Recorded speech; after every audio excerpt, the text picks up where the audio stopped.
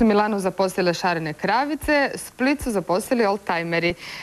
Reliz sportskih automobila pod nazivom 500 km Dalmacije od Splita do Dubrovnika i Kotora te natrag završio jučer i u Splitu su svi izloženi na divljenje prolaznicima.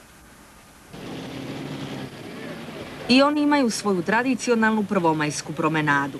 14 starih ljepotana na čelu s džentlmenom Rolls-Royceom, braćeno pogledima znatiželjnih prolaznika, stigli su u samo središte Splita.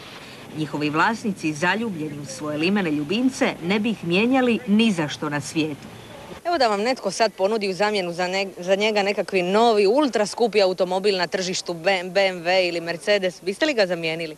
Ne bi pod nijednim uslovima. Jako bi bio možda i skuplji auto, ne bi ga dao, jer mi je jako prirasao k srcu, pošto se sad već 8 let vozim s njim i nadam se da će me preživjeti. Tko kaže da ne postoji nesebična ljubav, čak i kad je u pitanju limeni ljubimac? Vlasnici su ih gotovo cijelu godinu dotjerivali upravo za ovaj reli na našoj obali, na kojem su sudjelovala 34 automobila.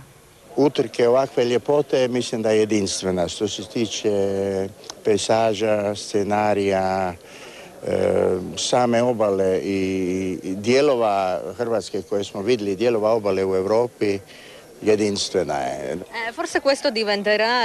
Možda bi ovo trebao postati novi tip turizma, oldtimer turizam. Nadam se da hoće. Proveli smo super ove praznike. Na ovoj smo se manifestaciji utrci sjajno zabavljali. Nadam se da ćemo doći ovo ljeto, ali ovaj put s brodom da se možemo i okupati. Na listi kolekcionara skupih igračaka susrećemo jednog predstavnika naše zemlje, Splićanina Slobodana Jelića, koji ima ništa manje nego 25 starih automobila. Među njima je jedan od automobila koji je pripadao Titu.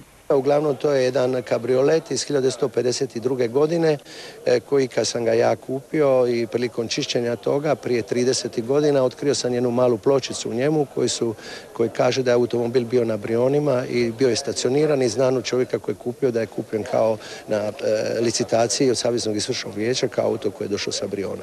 Svjetska elita vozila Aston Martin, kakav je imao Sean Connery u jednom od svojih prvih filmova o Jamesu Bondu. Vrijednost neprocjenjiva.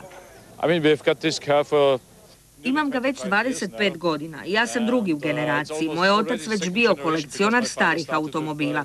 Kupujemo ih da bismo ih vozili, ne da bismo ih mijenjali ili prodavali. Zaista ih volimo.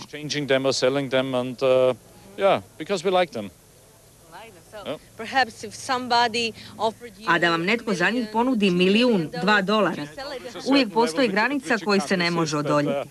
U domaćoj publici bilo je dosta zadivljenih vršnjaka ovih oldtimera. Života. Ovo je baš nešto interesantno. I ova auta, ovo su se vozili sigurno one filmske glumice prije 50 godina u Americi. Ovo je Jaguar san svake žene. U njemu ću se barem za trenutak, ako već ne mogu u stvarnom životu, osjećati onako kao filmska divala Marilyn Monroe ili možda Isidora Duncan. Signor Aurelio, andiamo.